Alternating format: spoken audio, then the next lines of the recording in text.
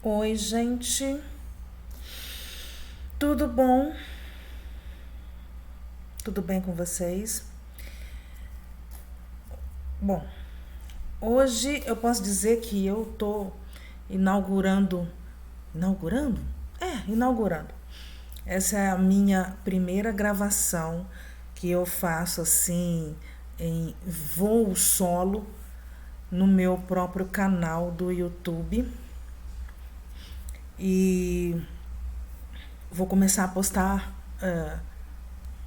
coisas minhas aqui e vou falar dos assuntos que eu acho que eu deveria divulgar, ah, sendo que por aqui eu consigo fazer num tempo melhor, porque eu posso fazer na época que eu achar mais conveniente.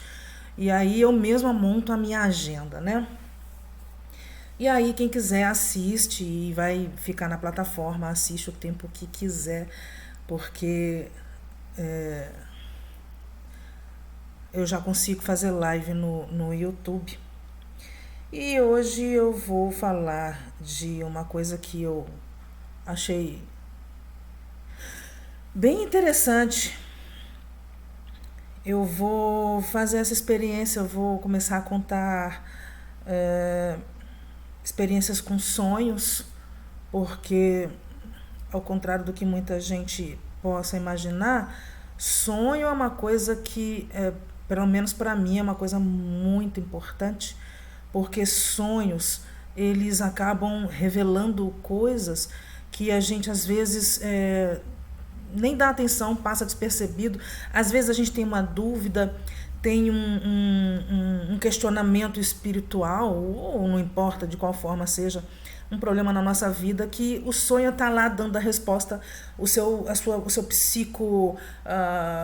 psicológico, o seu subconsciente vão tentar dar a resposta para você, o seu corpo tenta falar com você, né? Porque ele tem a resposta energeticamente falando, mas ele não acha uma forma de se comunicar com você. E a única maneira que, de uma forma ou outra, ele acaba achando para se comunicar com você é através de sonho. Gente, eu fiquei com um batom super vermelho aqui. Eu não sei, eu não mexi em nada do efeito, porque eu ainda tô apanhando um pouco nesse negócio aqui de fazer live, de abrir aplicativo, de instalar programa A, programa B. Sou totalmente leiga nesse assunto. Nossa, eu fiquei com batom vermelho pra caramba.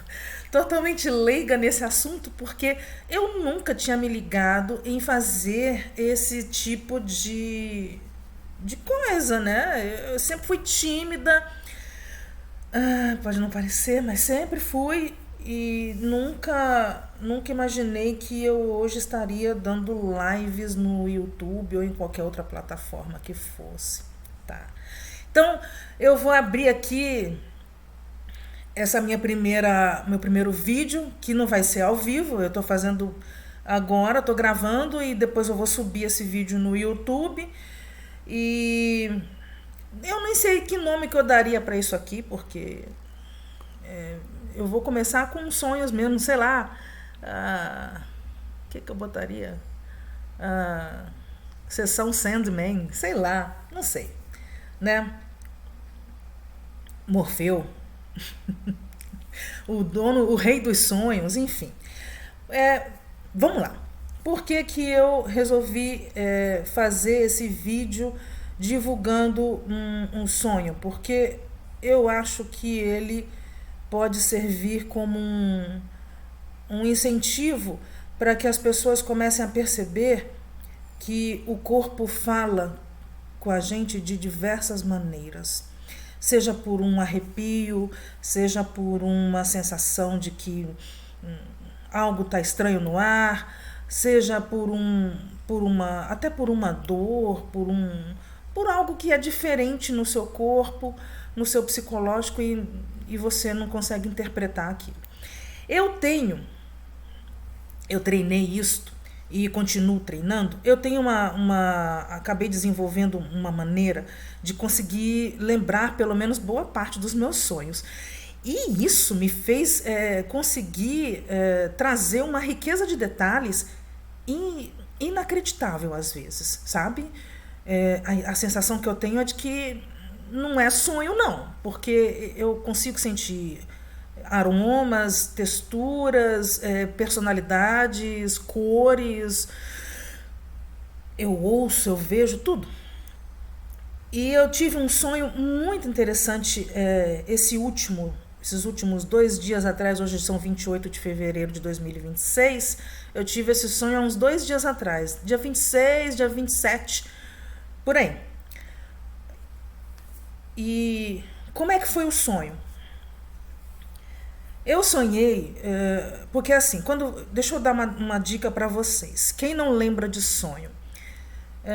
É uma técnica que eu faço muitas das vezes. Você, quando vai dormir, você tenha o hábito de ter na cabeceira da sua cama, enfim, um jarrinho com água, né? Um copo com água, você cobre o copinho ali, bota aquele copinho do lado da sua cama, de alguma maneira, ou do lado da sua cama, enfim, dá um jeitinho de botar ali perto de você.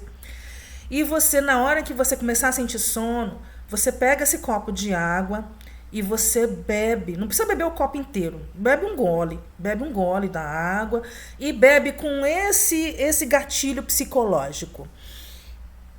O que eu sonhar, eu vou conseguir lembrar. Você faz um tipo de mantra, um ritual, qualquer coisa desse estilo. Ou você fala, o que eu sonhar, que eu lembro que eu sonho. Ou então você está com alguma dúvida, está com algum problema na sua vida, você às vezes acha as respostas nos sonhos. Você pode também falar, eu gostaria de ter uma resposta para esse problema, eu preciso resolver tal coisa. Você pensa naquilo que mais você gostaria de obter. E você toma essa água no momento em que você pensa isso. Por quê? Isso é misticismo? É mandinga? Não. Isso não tem nada a ver com simpatia ou nada. Isso por incrível que pareça, isto é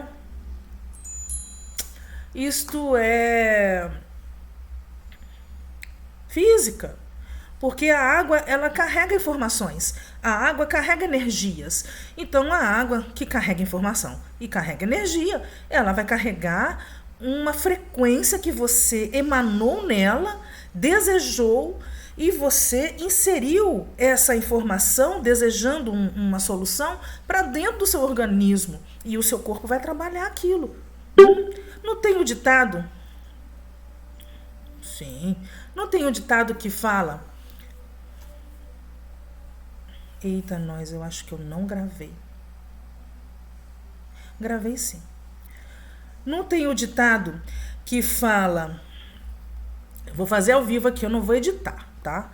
Vai ficar as falhas, vai ficar tudo. Não tem o ditado que fala que a gente é o que a gente come, o que a gente bebe?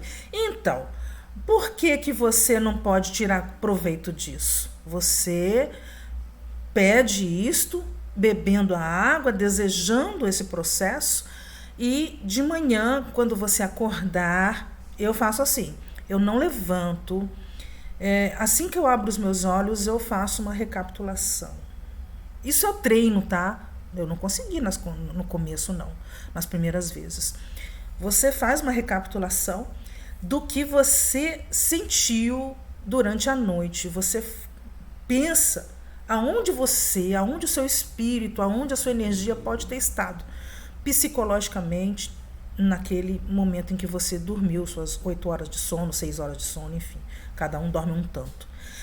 E aí, sem levantar da cama, você pega a água que sobrou e bebe mais um pouco, desejando essa solução. Isso é um ritual que você vai fazendo com o passar do tempo. E você vai adquirindo essa experiência, esse hábito, e o seu organismo vai se acostumando e a sua mente vai se habituando, e aí você vai começar a lembrar dos sonhos. Tem gente que fala que lembrar de sonho não é uma coisa importante. Olha, eu acho que lembrar de sonho é uma coisa importante, sim. Por que eu falo que é? Porque sonhos revelam atitudes dentro de um âmbito da sua mente em que você conscientemente não tem acesso. Então, se você não tem acesso, quem quiser Quem tiver acesso à sua energia de subconsciente, eu não sei usar os termos corretos, mas vocês estão entendendo o que eu estou querendo dizer. Esses, seja o que for, que tenha acesso ao seu subconsciente, se quiser, com má intenção, implantar algum gatilho psicológico, algum comando hipnótico até. Por que a gente passa por hipnose? Para acessar campos que na consciência que a gente está acordado, a gente não tem. Então, se você quiser inserir algo que seja até maléfico ou benéfico para você, é nesse campo que eles vão atuar. Seja um hipnólogo, seja um espírito, seja um arconte, seja o que for, seja um alienígena, seja um alien, qualquer coisa, um extraterrestre.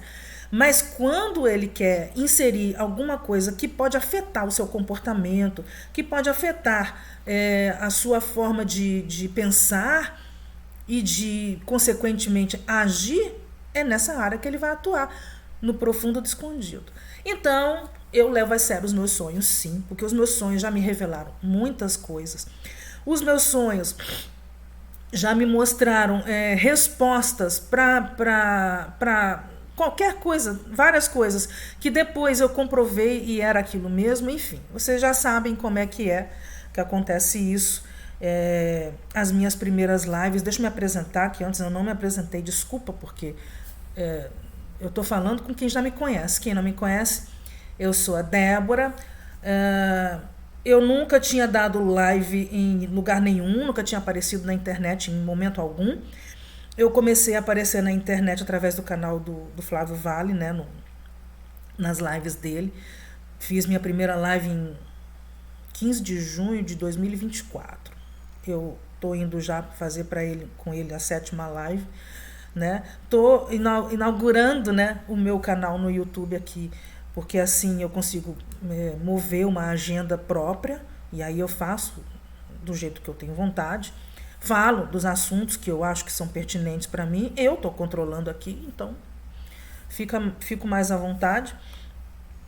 E eu me descobri uma pessoa que consegue ter a habilidade de fazer, através de TCI, que é transcomunicação instrumental, escuta de mensagens inseridas de forma escondida em frequências de rádio.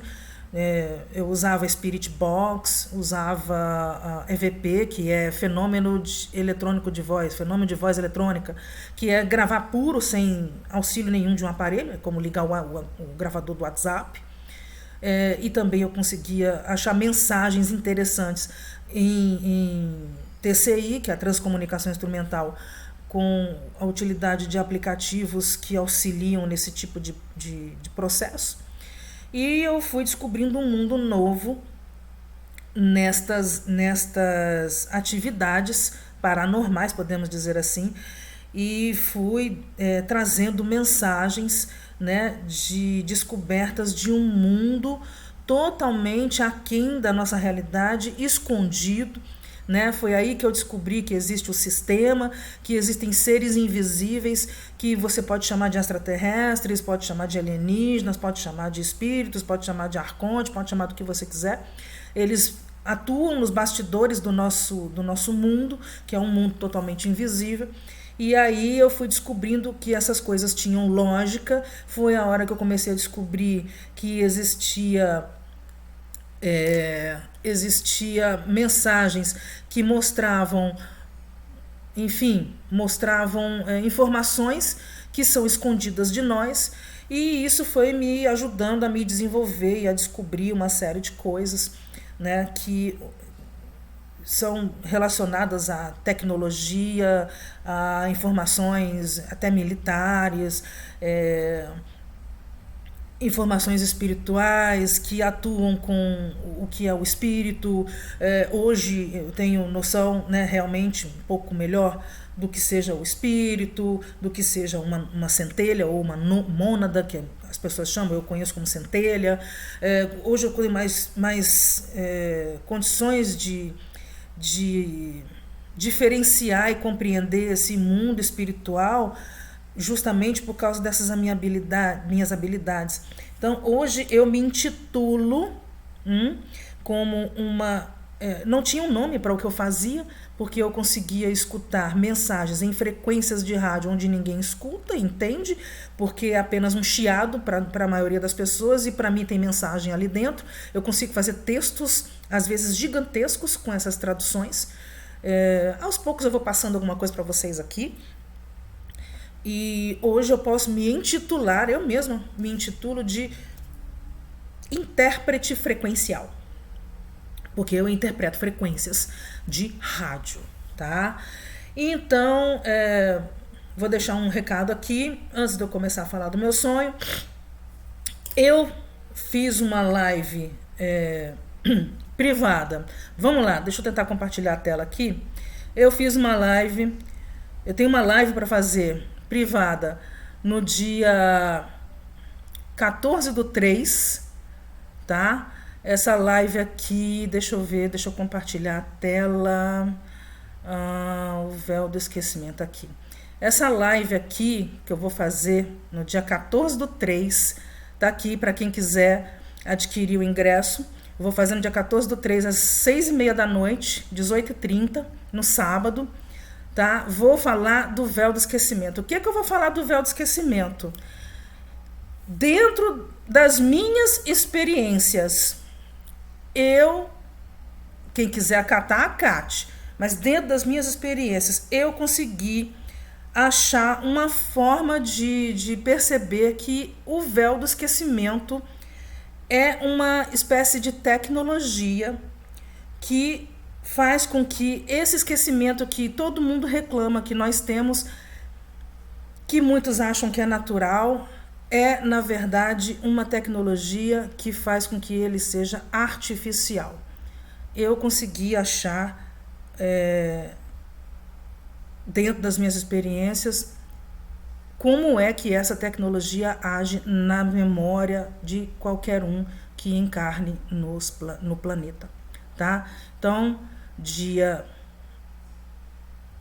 14/3, às 18h30, eu vou fazer uma live privada desse assunto, falando dessa tecnologia, como é que ela foi desenvolvida, como ela é formada, o que forma essa tecnologia, aonde ela atua e como é que ela atua nas pessoas, tá? Então, quem estiver interessado, acesse o meu link lá no Instagram, e o link está disponível lá na minha bio, tá?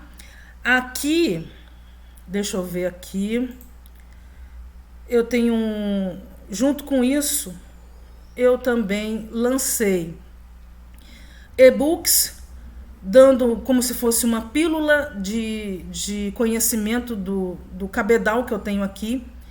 O último e-book que eu lancei, deixa eu ver, o véu do esquecimento aqui. O último e-book que eu lancei foi esse aqui, chamado Bonecas Quânticas, Entrantes de Segunda Classe. Aqui eu descrevo, eu já falei para você das bonecas quânticas, que eu inclusive até disse que esse termo é meu, que eu até eu patentei esse termo é meu, Débora Chaves, tá? Aqui eu dou uma breve explicação sobre como é que é a atuação de entrantes, tá? Porque no fundo, bonecas quânticas e entrantes acabam sendo a mesma coisa. Eu consegui achar uma maneira de descrever, através das minhas experiências, como é, né? Eu enxerguei dentro das minhas experiências como é que eles fazem na atuação de invasão dos corpos, invasão das nossas vidas, né? Através de um método dos entrantes, tá? Aqui então eu dou uma explicação sobre como é que os entrantes atuam. Eu fiz um outro e-book, esse é meu segundo e-book, A Encarnação é Uma Só. Esse segundo e-book que eu fiz, ele fala da maneira, é como se fosse uma outra interpretação de como é que a encarnação se desenvolve. Porque a gente, quando vai falar de encarnação, cada um fala de um jeito.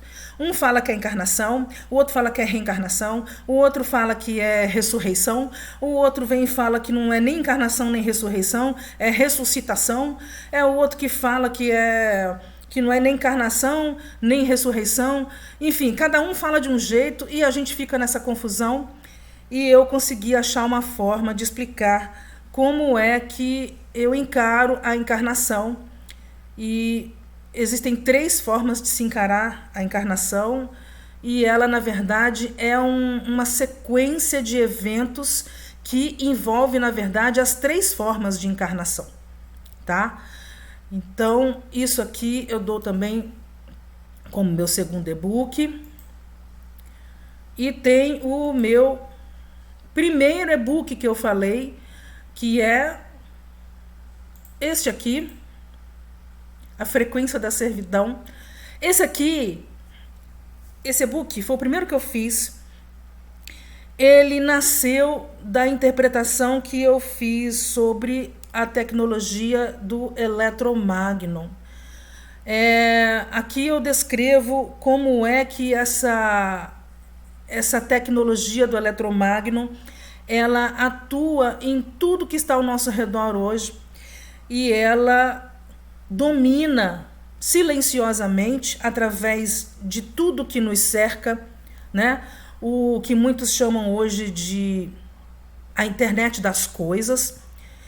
E ela começa a fazer, através da tecnologia que nos cerca, um celular, uma televisão, a própria internet em si, enfim, toda a tecnologia que nos cerca, ela emite frequências. E essas frequências trazem informações que podem entrar no nosso subconsciente e nos dominar de uma forma invisível, e podem até sugerir comportamentos sociais sem que ninguém perceba, tá? Num simples telefonema, numa simples televisão, numa simples pesquisa na internet, até nisso que a gente está usando aqui agora.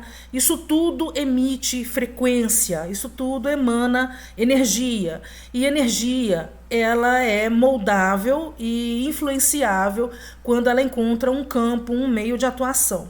E nós somos um campo de atuação extremamente permeável, porque a energia precisa de uma superfície para correr. E essa superfície pode ser muito bem engajada em nossos organismos, né? Ela percorre muito bem na água, ela percorre muito bem nas nossas células, no nosso sangue, na nossa mente, né? E eu acabei fazendo esse e-book mostrando para vocês como é que essa tecnologia pode ser perigosa, tá? Deixa eu parar aqui o compartilhamento. Tem mais um aqui que, para quem quiser esses e-books e as minhas lives, que a primeira live privada que eu dei, ela foi no dia 31 de janeiro, que eu fiz a minha primeira live. Quem acessar meu link na minha bio aqui, Débora _Chaves, no Instagram, vai ver esse bate-papo aqui, ó, essas minhas lives. Eu botei bem organizadinho os vídeos, que são as lives. Esse véu do esquecimento, o mecanismo oculto da consciência humana, é o que eu vou fazer no dia 14/3 agora, às 18h30. E tem o primeiro que eu já fiz, mas está disponível lá na Hotmart, que é o bate-papo com Débora Chaves, que eu fiz no dia 31 de janeiro. E quem quiser, está disponível lá no Hotmart. É só acessar o link e entrar que vocês conseguem para lá. E aqui tá os e-books que eu tinha feito. E estão disponíveis todos na Hotmart, tá? Então, era esse o recado que eu tinha que passar. E aí vamos ao sonho, tá? O que eu sonhei que eu achei muito interessante? Bom, geralmente os sonhos, eles são feitos por etapas, tá? Como é que um sonho funciona? Você, quando está sonhando com algum lugar, com alguma coisa, você nunca tem aquele cenário completo, você nunca tem aquela história completa. É como se fosse assim, bloquinhos de histórias. Quando você sonha, a sensação que dá é que você está num set de cinema. Uma vez, acho que na minha primeira live, eu contei um sonho que eu tive, que foi um sonho lá com o Greizão, que tinha aquele casalzinho que foi capturado lá pela sargentona lá, com cara de militar, que pegou um casalzinho e aí pro Greizão lá, ele pegou a fêmea, botou ela numa máquina, ela ficou rodando em 360, depois o machinho ficou lá rodando 360, e aí eles estavam lá fazendo as negociações, né, sobre aquelas duas vítimas lá. E aí eu fui descrevendo os sonhos e com isso a gente vai achando detalhes que vão servindo como soluções ou até respostas para os nossos problemas do dia a dia. Então, o sonho se divide em bloco porque geralmente são fragmentos de memórias nossas, tá? Que são reavivados até o nível em que a energia que vai reavivá-lo se torna compatível. Quando ela não está mais compatível, aquele episódio do sonho, podemos dizer assim, acaba. E aí um novo cenário, uma nova implementação tem que ser encaminhada para aquilo ali. Tá? Então, muitas das vezes o sonho parece que é todo desconexo, mas você depois começa a perceber que não é. E não foi diferente com esse último sonho meu que eu tive uns 2 dias atrás. Qual foi a primeira parte do meu sonho? Eu sonhei que eu estava num ambiente que parecia a Oriente Médio. Não sei dizer se era a Índia, se era Marrocos, porque eu tenho muito sonho com essas regiões. Índia, Marrocos, Arábia Saudita, enfim. Eu tenho... Não sei por que eu vou tanto para aquelas regiões. Por que eu falo? Porque a arquitetura dos lugares fazem lembrar muito a região do Oriente Médio, tá? Então, ali nesse sonho não foi diferente. Eu estava num local que parecia uma espécie de palacete, e nesse palacete havia... Você sabe que nesses palacetes, principalmente no Oriente Médio, tem a varanda, que ela é coberta, mas é a área externa, como se ela desse assim espaço para o jardim. Fica um jardim no centro, né, um pátio, e ao redor fica uma varanda coberta pelo próprio teto da abóbada do palacete. Então era um lugar desse jeito. E parecia tipo um templo indiano, alguma coisa do gênero, cujo chão era todo de bloquinhos de tijolos que pareciam... como é que eu vou dizer? Parecia... Era um tijolo vermelho, sabe? Pareciam blocos de telha vermelha. Eu sei que no Oriente Médio tem muito lugar assim. E o que tinha nesse lugar? Existia nesse pátio, na parte coberta, uma espécie de cilindro cortado ao meio. Então ficou igual uma calha, meio cilindro, totalmente feito de madeira. Era um cilindro comprido, meio cilindro, uma calha, vou chamar de calha, tá? Uma calha de madeira. Ela devia ter uns 4 metros de comprimento. Essa primeira parte do sonho é meio nojenta, porque ela estava ali, aquela meia calha, e assim, os últimos 30% do final dela tinha uma espécie de... Ela passava por uma espécie de um arco feito de blocos de tijolos também, do mesmo material do chão. Parecia um forninho a lenha, sabe? Aí você colocou o cilindro, né? O meio, a calha, foi colocada assim, desta forma aqui assim. Então ela cobriu aqui uns 30%, ainda tinha uma ponta exposta e os 70% descoberto e aquela meia calha. E o que tinha naquela meia calha? Fezes e urina. Era como se fosse um esgoto. Eram dejetos, tá? Humanos. E como é que eles faziam? Não sei como, surgiam ali bebês. Tinham vários bebês de alguns dias de nascido a no máximo alguns meses. Não sei por que esses bebês estavam lá. Eram bebês que estavam todos nus, tá? Tanto faz, tinha dos dois sexos, tanto menininhas quanto menininhos, tinha dos dois tipos.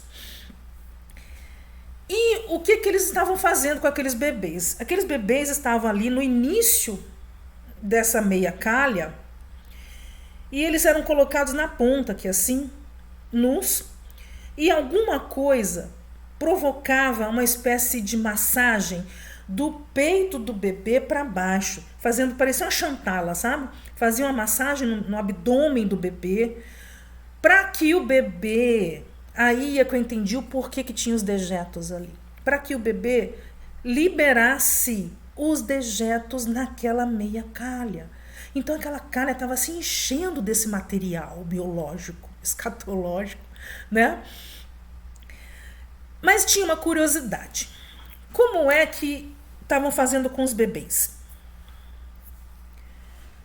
Os dejetos, tanto faz se era um bebê masculino ou feminino, os dejetos, tanto fezes e urina, eles estavam saindo sempre do mesmo lugar.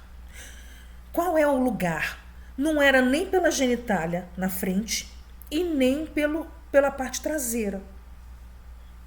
Falei, meu Deus do céu, mas como que está saindo? Saía no meio do caminho, entre a parte da frente, a parte de trás, não vou ficar abusando nos termos aqui, que senão a plataforma me bloqueia, ficava no meio do caminho, que era a parte que não determinava nem se era masculino ou feminino, nada, tá? Saía tudo por aquele meio. Aí eu me liguei e falei, gente, depois, hoje que eu fui me ligar nisso, essa aí não é a região, vocês que me digam, porque eu não entendo nada disso, essa aí não é aquela região do Kundalini, ou a região do chakra básico, que é ligado ao planeta, que é ligado à Terra? Não sei.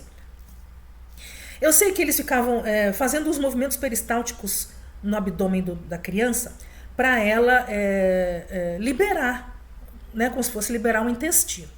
Quando elas vinham bem barrigudinhas, quando eles conseguiam esvaziar a criança, eles, quando terminavam o processo, eles pegavam essas crianças que eles tinham terminado o processo e era despejado nessa calha, eles pegavam essas crianças que estavam esvaziadas e jogavam aqui nessa ponta.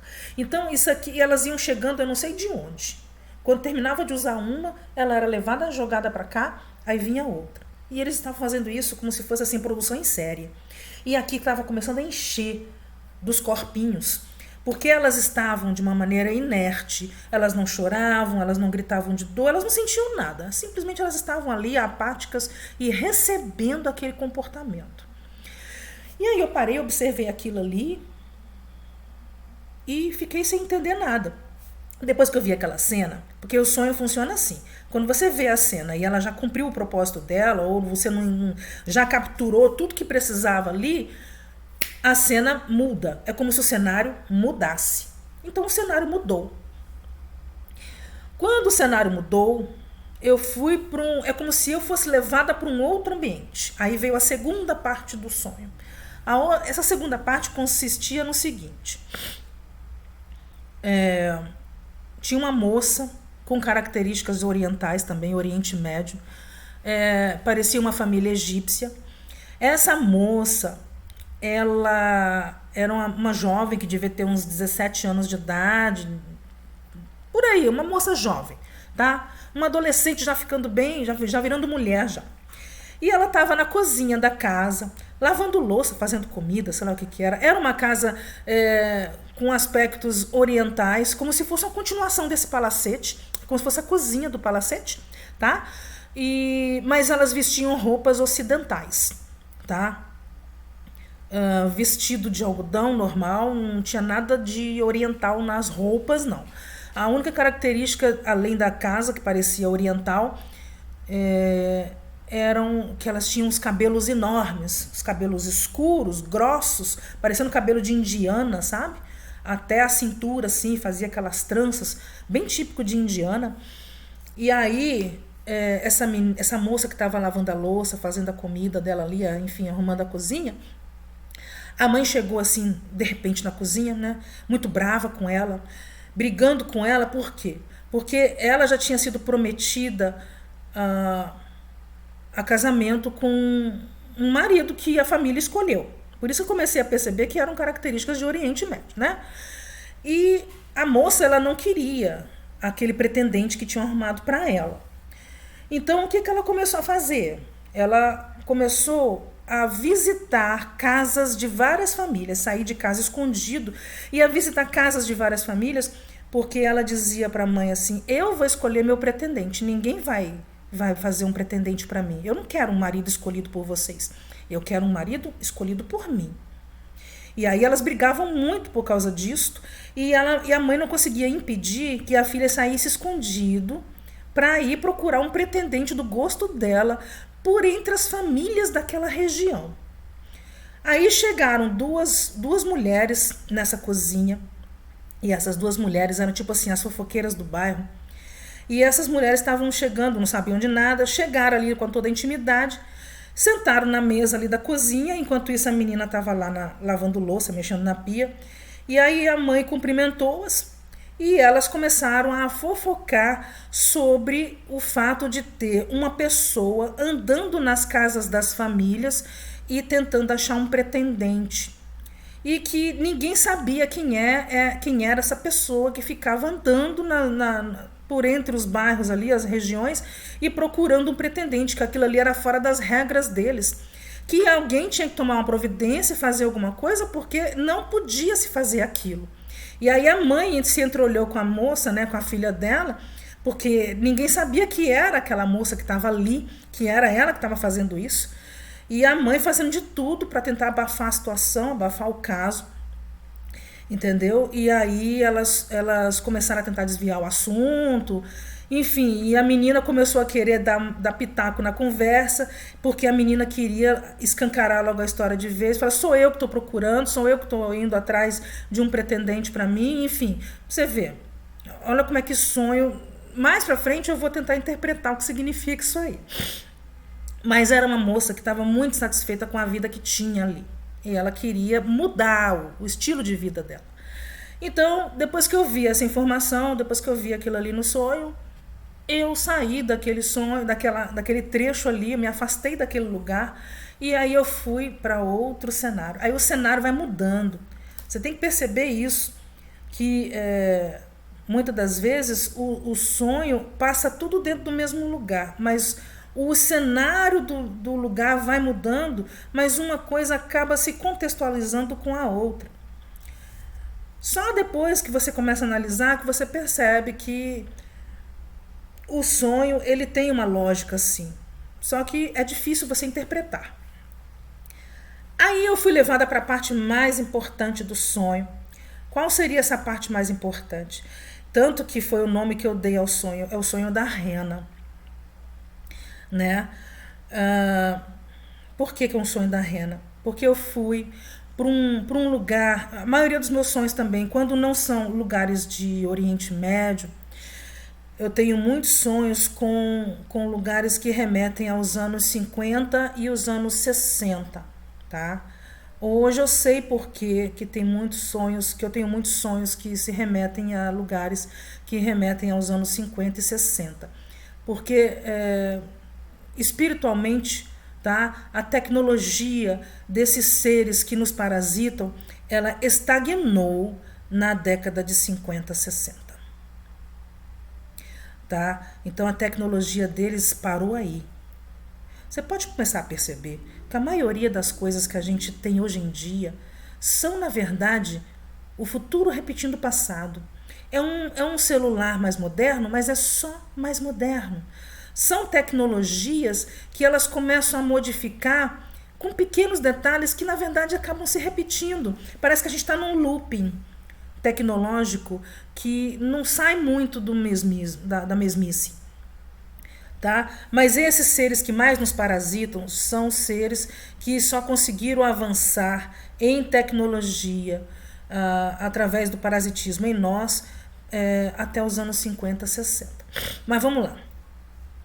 Eu fui parar nesse bairro. Esse bairro era um bairro clássico dos anos 50, 60, residencial, era uma rua de paralelepípedo, estava à noite escura, mas eu consegui ver as casas assim, populares, né? Tem a casa, tem uma varandinha, uns 2, 3 degraus, aí você, para sair da casa, aí tem um jardinzinho, geralmente tem um jardinzinho assim à esquerda e à direita. e aí tem um caminhozinho no meio, e o muro da casa não são aqueles muros altos, né? São aqueles muros que vão no máximo até a cintura da gente, e aí tem um portãozinho no meio. Então era uma padronização na rua, do bairro, todinho com casa desse jeito, tá? E as varandinhas lá, onde o pessoal botava cadeirinha pra ficar, enfim. E tava uma noite chuvosa, tá? Muito escura, muito fria. E aí é que vem a parte mais interessante desse sonho. Por quê? Porque eu estava vendo esse bairro, essa rua, de uma tela de televisão.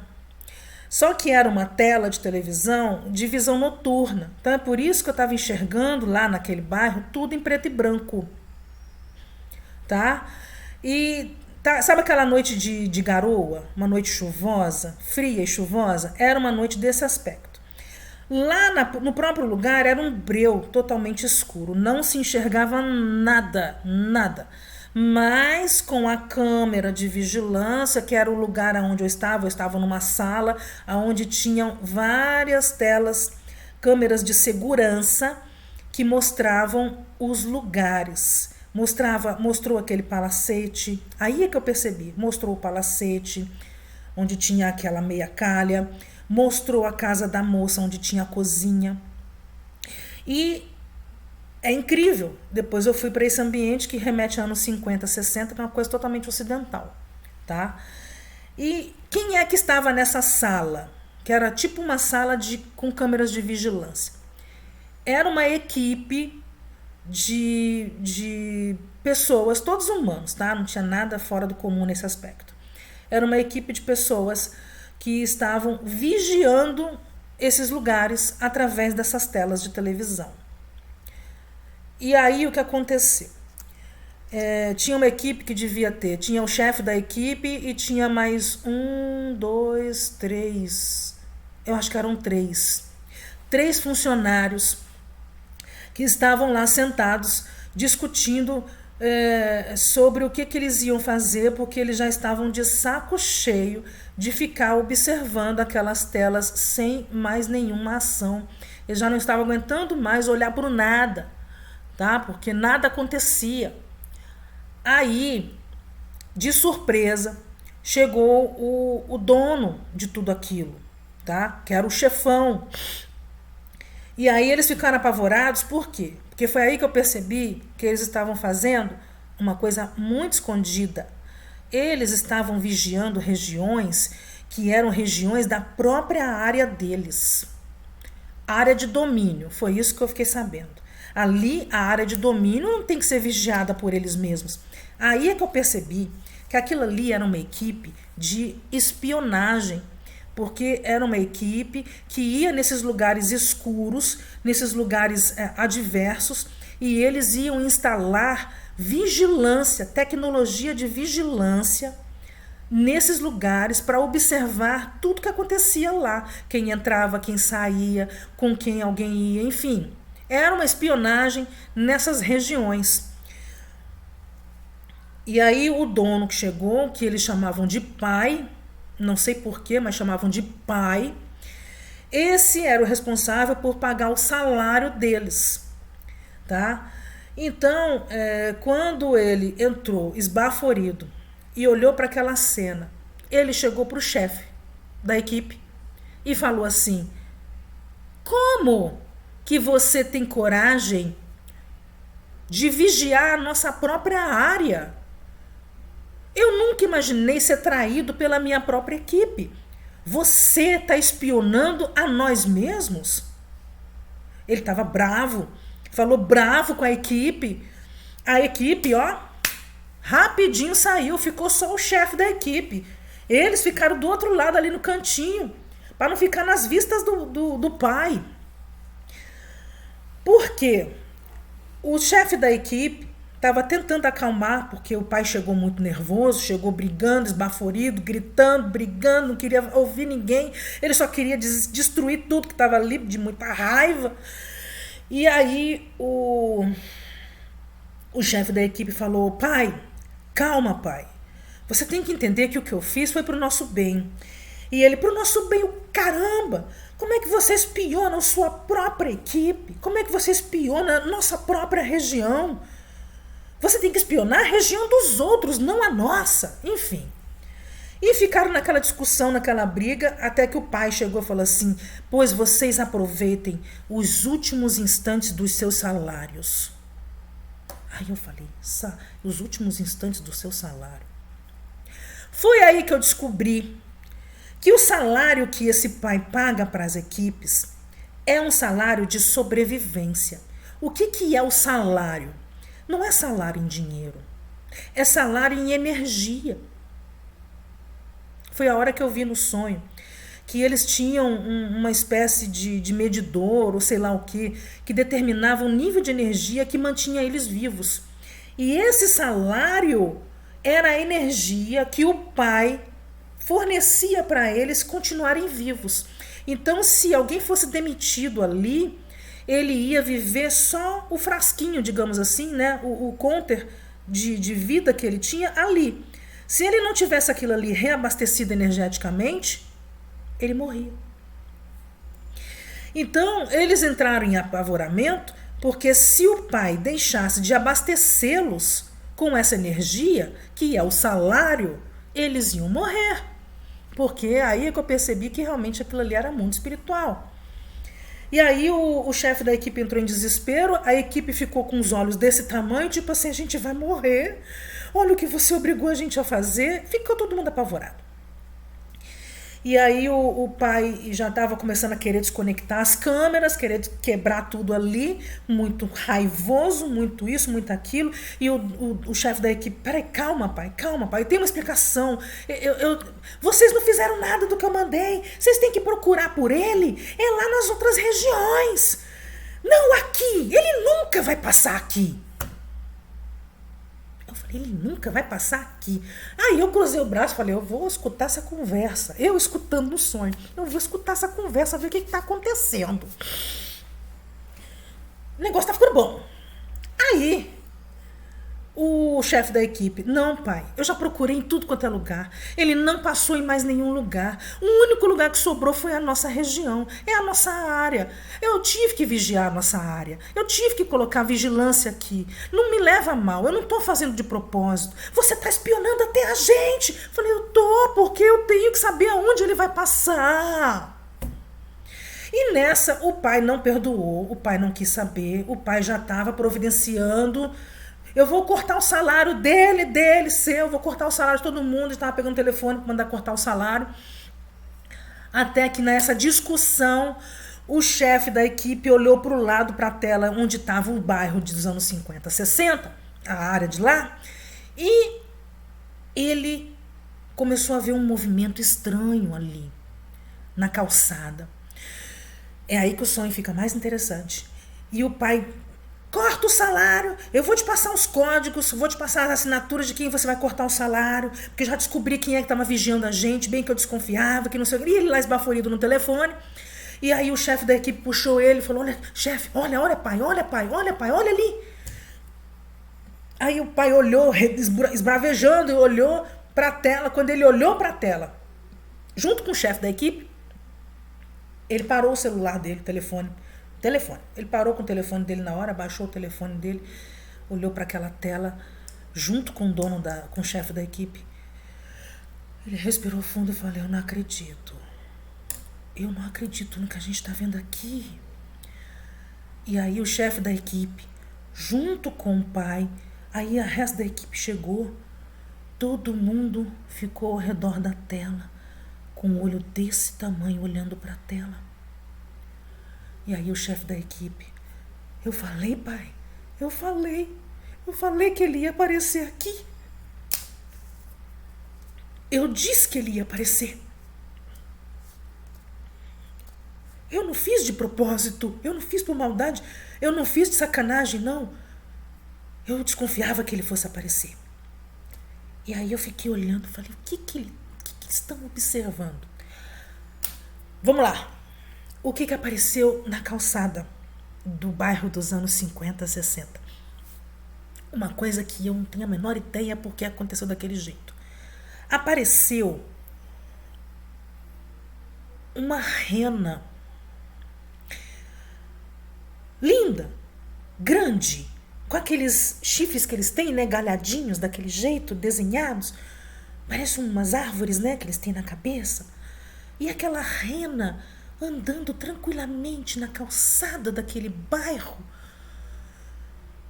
E eles ficou todo mundo estarrecido, paralisado, olhando. Eu falei, meu Deus, ele apareceu. Estavam falando até baixo. A rena estava andando. E aonde ela ia andando, foi aparecendo na câmera, ela andando, e atrás dela tinha uma imensidão de carrinhos de bebê. Esses carrinhos de bebê não eram qualquer carrinho de bebê. Os carrinhos de bebê eu posso descrevê-los porque eu tenho eles aqui nítido na minha cabeça. Eles eram totalmente brancos, eles eram esféricos e eles tinham debaixo deles umas rodinhas, por isso que eu falei que eram carrinhos de bebês. Tinham as hastes e rodinhas, simulando um carrinho de bebê. E eles eram esféricos, mas eles tinham uma abertura. Lembra do Pac-Man? O Pac-Man que era desse jeito? O Pac-Man é uma esferinha com uma boquinha assim, em forma de triângulo aqui, né? Era igualzinho um Pac-Man assim, em cima de rodinhas. Totalmente branco, pareciam de voal, pareciam feitos de hóstia, sei lá, era um tecido branco, cintilante, brilhante assim, pareciam esferas de luz. Lindas, lindas. Eram carrinhos de bebês lindos. E tinha uma imensidão de carrinhos de bebês iguaizinhos uns aos outros, andando atrás da rena, acompanhando a rena. Detalhe, era a rena com chifrinhos e esses carrinhos, eles pareciam no piloto automático porque eles andavam sozinhos, não tinha ninguém empurrando. Parecia que tinha um imã na rena e os carrinhos iam correndo atrás dela, acompanhando ela.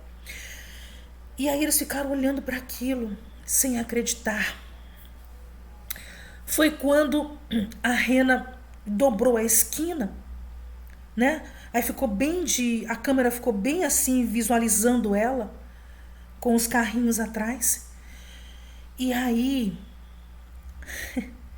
a rena parou, aí todos os carrinhos pararam, como se fosse um comboio. E a rena, naquela noite chuvosa, não era chuva forte, era uma garoa intensa, quase neve. O chão de paralelepípedo estava totalmente molhado e eu enxergava tudo em preto e branco, porque a câmera estava em preto e branco.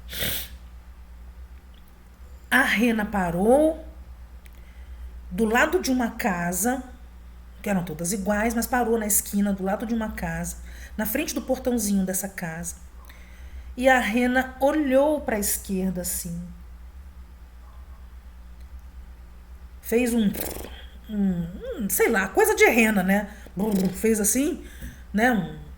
Um suspiro forte. E a rena começou a brilhar. Só que o brilho da rena não era um brilho qualquer. Ela brilhava não por inteiro, ou pela boca, ou pelos olhos.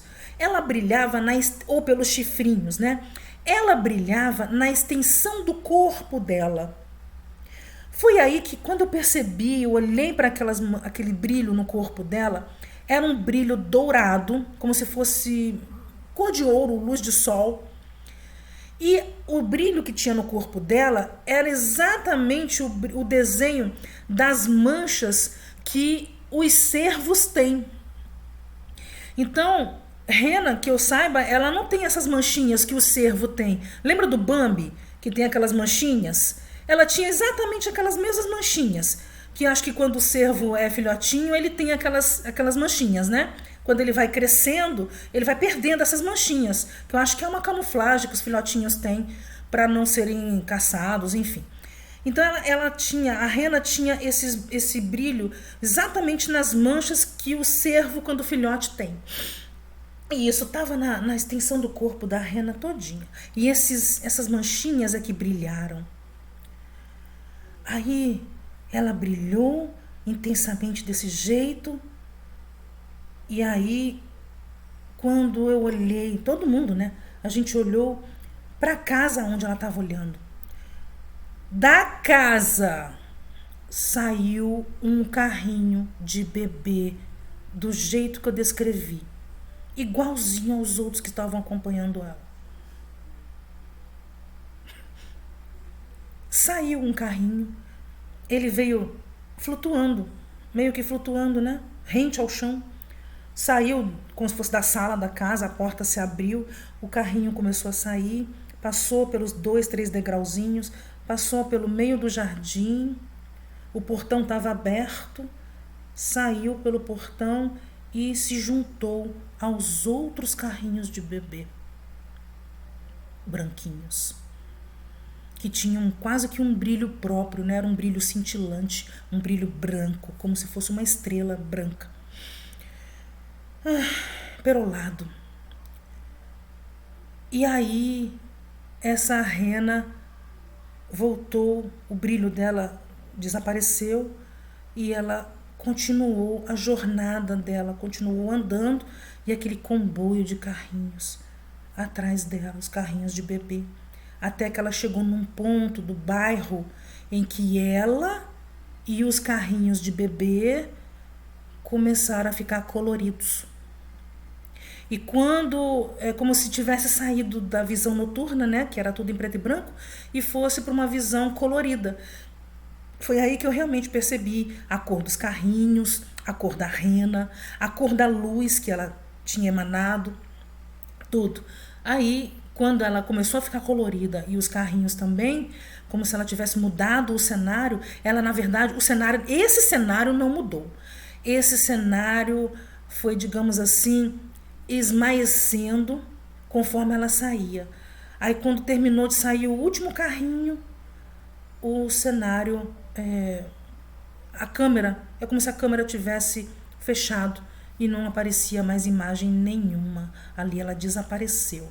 Aí ficou só a imagem da rua com o bairro. E aí o que eu mais achei interessante também é que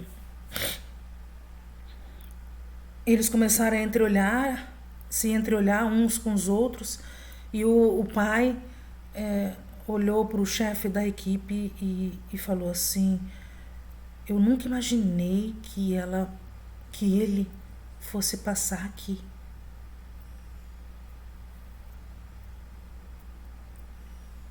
Ele falou aquilo com muita emoção,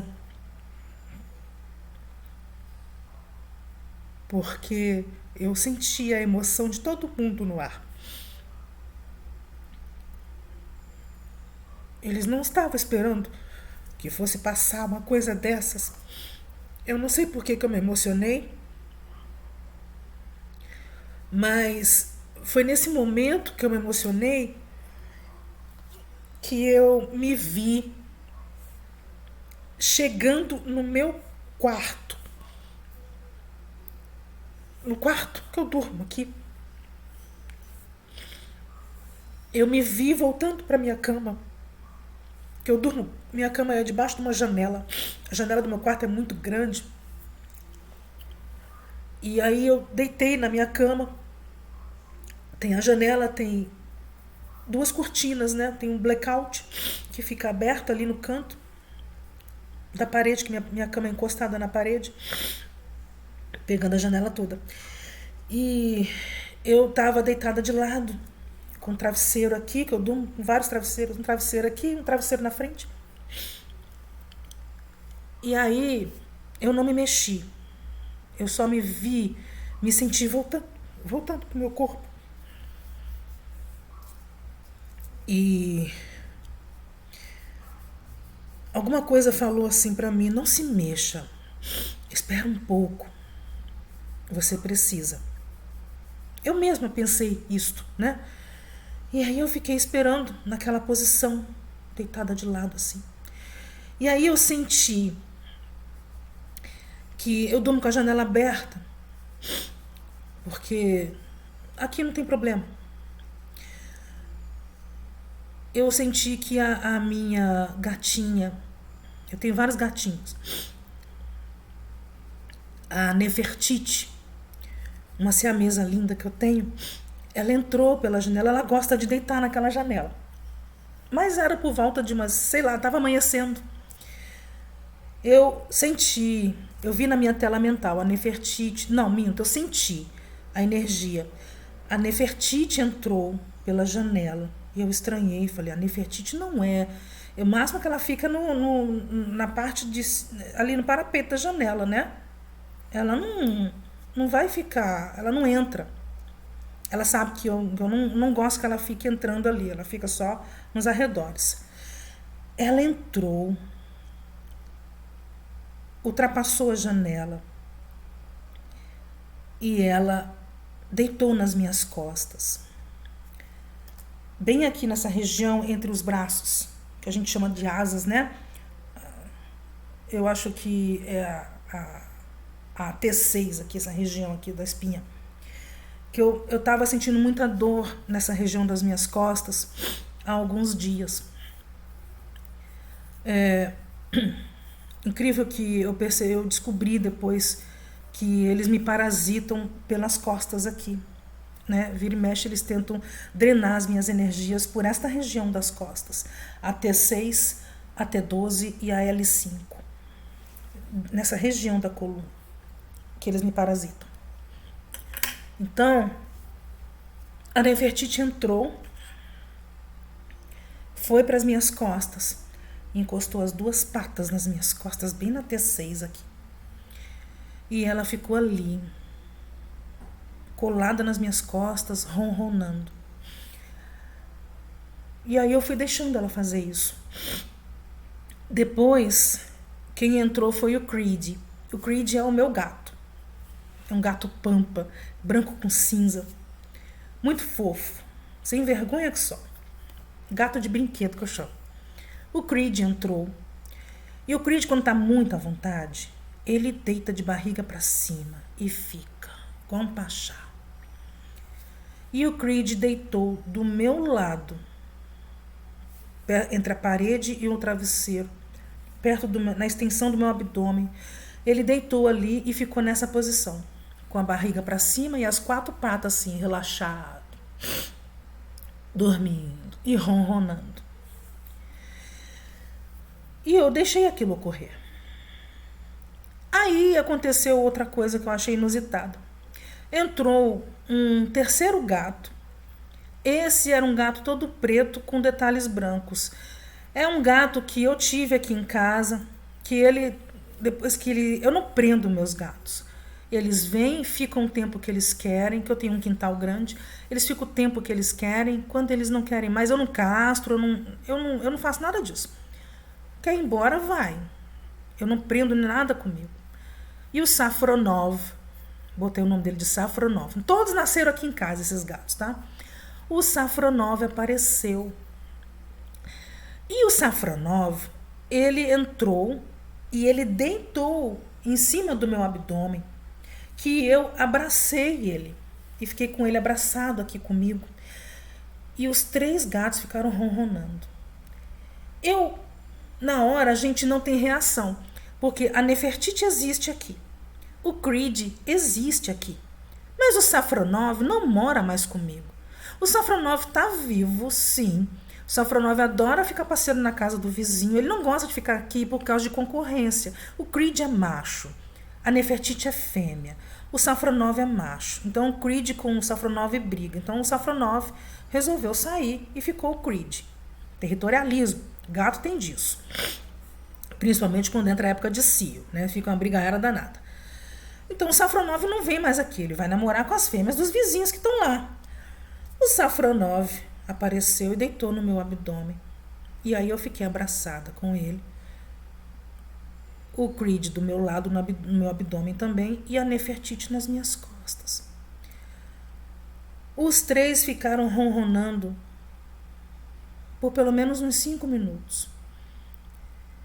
E aí foi a hora que eu percebi realmente que quando eles terminaram de ronronar, eu finalmente abri os olhos. Aí sim, eu abri os olhos e eu estava na posição, tudo. Eu cheguei a botar a mão na cortina para ver se tinha algum gato no quarto. Não tinha gato nenhum no meu quarto. Eles estavam lá, mas quando eu acordei, eles não estavam mais. Quando eu abri os olhos, eles não estavam mais. E aí que eu percebi que não foi uma coisa bem física, né? Foi uma coisa além, metafísica. Eu até procurei para ver se a Nefertiti não tinha pulado para baixo da cama, nada, não tinha nenhum gato ali. E o Safronov jamais ia entrar para fazer uma coisa dessas, né? Eu identifiquei a assinatura de cada um dos gatos.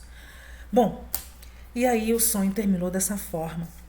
Foi aí, deixa eu compartilhar mais uma tela com vocês. Eu vou dizer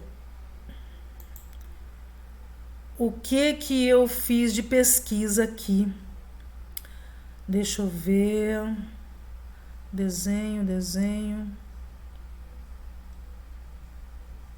Deixa me ver aqui. Não, aqui não. Aqui guias do Chrome não é. Não vou compartilhar aqui não. Eu tenho que ler uma coisa aqui que eu descobri. Deixa eu tentar fazer isto.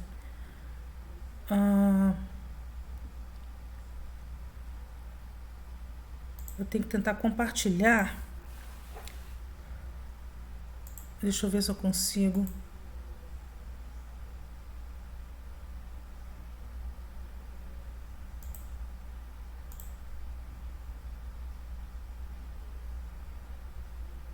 Mesmo que seja espelhado, eu vou tentar compartilhar, porque é só uma leitura, certo? Então, vou deixar minha carinha de lado aqui e vou ler o que eu pesquisei sobre o que é uma rena. Eu pesquisei na internet o que significa, qual o simbolismo de uma rena, né? E eu achei a seguinte informação. A rena é um símbolo de elevação, travessia e renovação da luz. Embora o cervo em geral apareça em várias culturas, a rena especificamente ganhou um papel central no imaginário ocidental e cristão como o animal que conecta o céu e a terra durante a noite mais escura do ano. Aqui está o que ela simboliza nessas tradições. 1. O Natal e o nascimento da luz, Cristo. Embora a rena não esteja nos textos bíblicos que se passam no deserto, ela foi absorvida pelo cristianismo nórdico e europeu como um símbolo do mensageiro da Boa Nova. O Advento. No Natal, celebra-se o nascimento de Jesus, que é a luz do mundo, chegando no auge do inverno, o solstício. A rena simboliza o veículo que traz essa luz e os presentes divinos para a humanidade. A guia na escuridão. Ela representa a força que não para diante do frio ou da noite. No simbolismo cristão, ela reflete a ideia de uma guia espiritual que conduz os fiéis através das trevas em direção à salvação. 2. O xamanismo e a passagem entre mundos. Nas culturas da Sibéria e da Polônia, povos Sami, a rena é o animal sagrado por excelência. O animal psicopompo, ela é considerada um ser que transita entre o mundo dos vivos e o mundo dos espíritos. Os xamãs acreditavam que a rena guiava as almas para o seu destino final. O voo da rena. A ideia de que as renas voam no Natal vem de rituais antigos, onde a rena simbolizava a transcendência, a capacidade da consciência de se elevar acima das dificuldades materiais e voar, entre aspas, para planos superiores. 3. O simbolismo do ciclo da vida, o renascimento. Diferente de outros cervos, a fêmea da rena mantém seus chifres durante o inverno, enquanto os machos os perdem. Interessante isto. O feminino protetor. Por causa disso, ela simbolizava a maternidade vigilante e a proteção da vida durante os tempos difíceis. Ela é quem garante que o novo, os filhotes e os carrinhos de bebê no sonho, por exemplo, né? Sobreviva até a primavera. Renovação. Os chifres que caem e crescem novamente todos os anos são o símbolo universal da ressurreição e da renovação da vida. 4. A abundância e a caridade. No folclore que deu origem ao Papai Noel, que é o São Nicolau, a rena é o animal da provisão. Ela simboliza o momento em que a escassez termina e a abundância, que são os presentes, entre parênteses, chega. É um animal que traz o alívio para quem está esperando por uma mudança. Para a cultura em geral, a rena simboliza a guia silenciosa que sabe o caminho no escuro. A protetora da luz, entre parênteses, ou de Cristo / consciência, em tempos de, entre aspas, inverno. A protetora que traz presentes e esperança. Essa sensação de comemoração, porque um detalhe que eu esqueci de comentar, é que na hora que todo mundo avistou a rena naquele bairro, naquela área,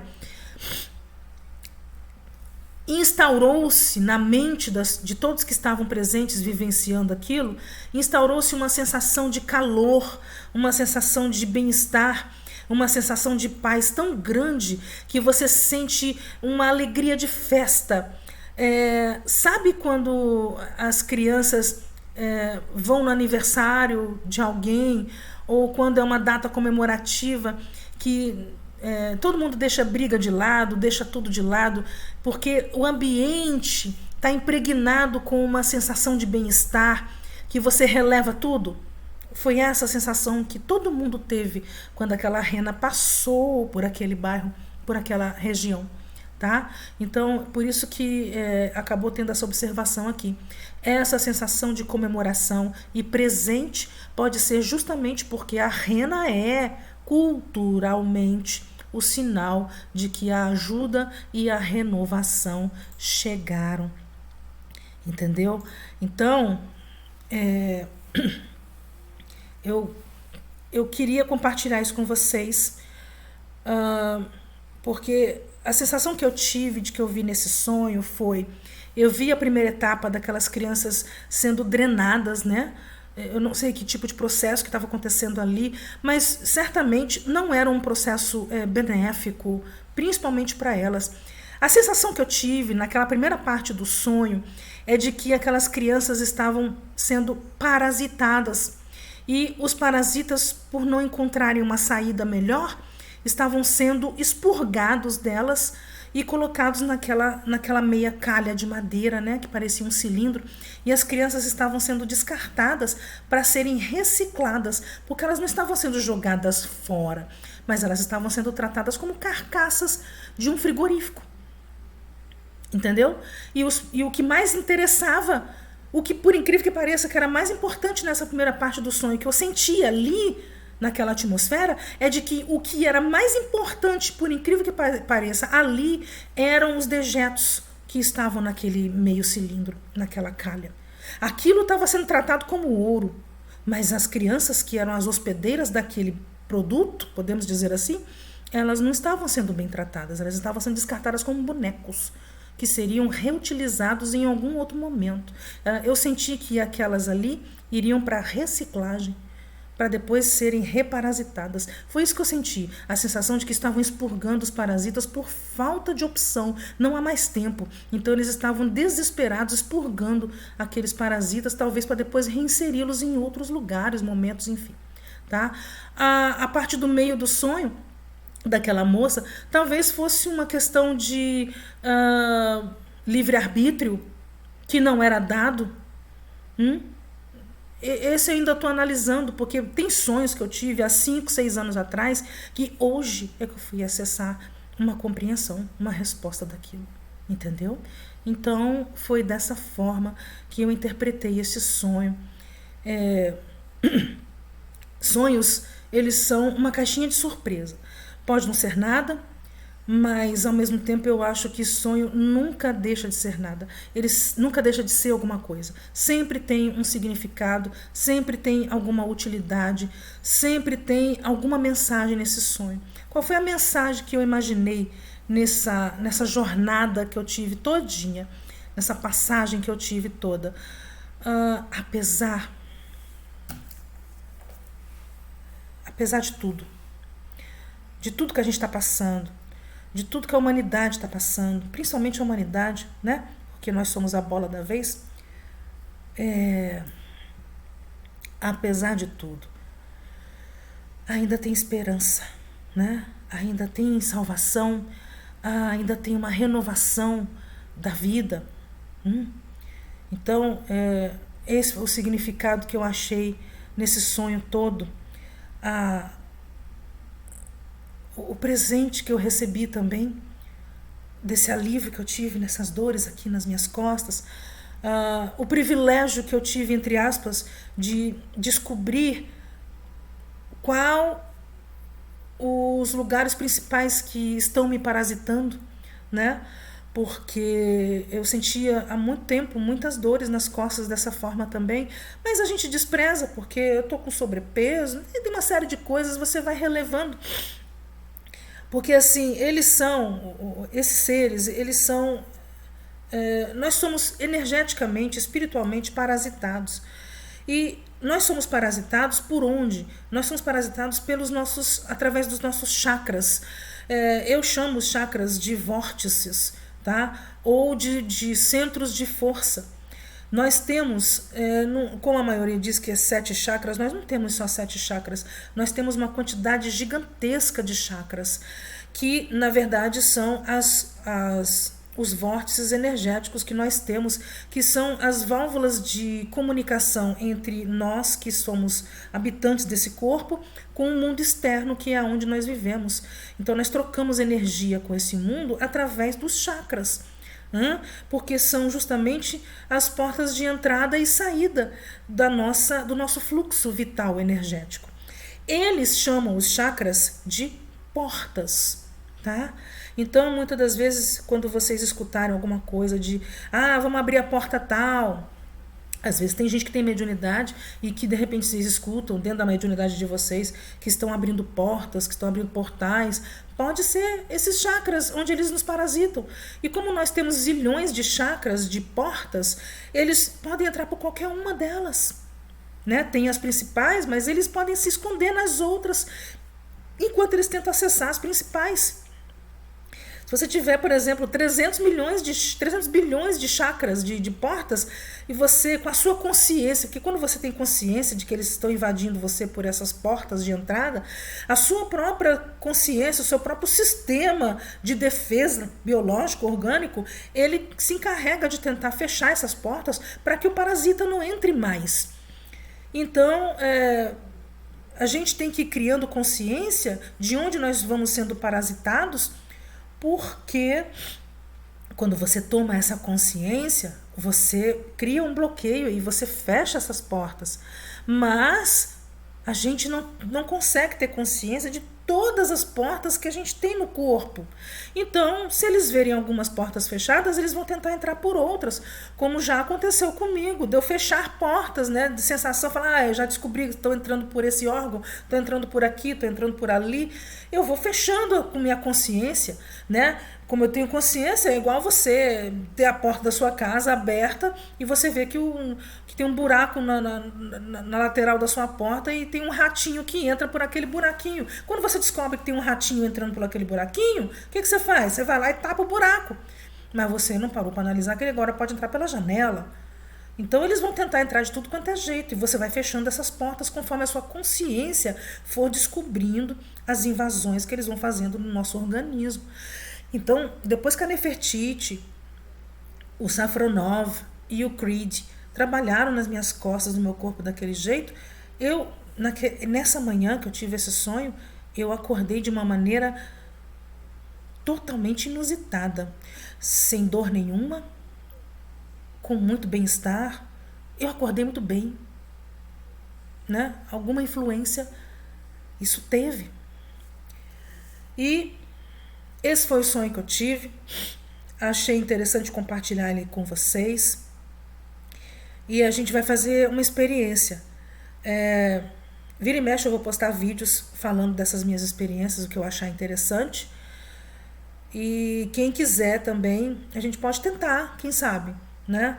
Quem quiser compartilhar sonho também aqui, de repente eu tento analisar, ver como é que esses sonhos funcionam, porque eu estou contando o sonho, né? Eu tenho outros sonhos que foram me levando a análises mais técnicas, foram me levando a traçar um perfil que existe nos sonhos, pelo menos os meus sonhos, mas eu vi sonhos de outras pessoas, gente da minha família, que tiveram sonhos onde elas descreviam cenas e acontecimentos da vida delas, que eu fui percebendo que tem um padrão de ocorrência, e aí eu fui começando a perceber esse padrão, e eu fui começando a mostrar para ela, falar, olha, você sonhou dessa forma, com esse tipo de coisa, mas não quer dizer que seja isso.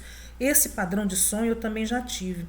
E eu descobri que toda vez que acontece esse tipo de situação é porque eles estão te parasitando aqui, ou porque você está passando por esse problema assim, ou assado. E muitas das vezes eu acabei acertando. Eu achei aquilo interessante, de que quando a gente começa a perceber que há um padrão nos sonhos, a gente começa a solucionar ou achar enfim, achar subterfúgios, achar soluções ou até ajuda para determinadas situações. E aí, porque quando isso acontece, você começa a perceber que existe talvez até uma tentativa de pedido de auxílio do seu próprio subconsciente para você mesmo. E o corpo tenta achar simbolismos que mostrem o que ele está querendo pedir para você. Às vezes ele não tem o português, ou o inglês, ou o idioma, que ele pode escrever, olha, estou precisando disto, me dá vitamina, me dá água, me dá isso, me dá aquilo. Não, às vezes ele, como ele não consegue ter uma linguagem escrita ou uma linguagem falada de alguma coisa, ele começa também a trabalhar com você, o seu próprio subconsciente, com uma linguagem simbólica. É uma forma de comunicação também. Os sonhos descrevem a língua, é o idioma. Os sonhos são o idioma que o seu subconsciente tem com você, e ele usa as suas memórias para criar cenários e mandar mensagens para você. Estou precisando disto, tome mais cuidado com aquilo, faça isto, cuidado com não sei o que lá, continue assim. E eu fui percebendo essa linguagem. Então, quando a gente analisa com cuidado, a gente começa a perceber que não é uma bobagem. Por isso que eu digo, sonhar é importante sim, tá bom? Obrigada pela atenção. Quem quiser pode mandar algum recado para mim aqui nos comentários do YouTube. Não esquece de se inscrever no meu canal, dá um like, que vocês sabem que ajuda bastante no canal para a plataforma entender que vocês gostaram do meu conteúdo. Façam comentários. Quem quiser um privado, se quiser, conversa comigo no meu Instagram, é @Débora_Chaves. Entra lá no meu Instagram, se inscreve no meu Instagram, me segue lá, manda uma mensagem para mim se quiser, tá? E aí a gente vai seguindo em frente, tá bom? Não vou editar esse vídeo, eu espero que eu tenha conseguido gravá-lo, tá? Porque eu tô aqui me virando no giraia, aqui me virando nos 30, tá? Para conseguir uma forma de aprender a manusear esse mundo novo todo para mim aqui. E eu nem sei quanto tempo eu fiquei aqui, porque o gravador não tá me permitindo ver, mas é isto, tá bom? Fiquem bem e obrigada.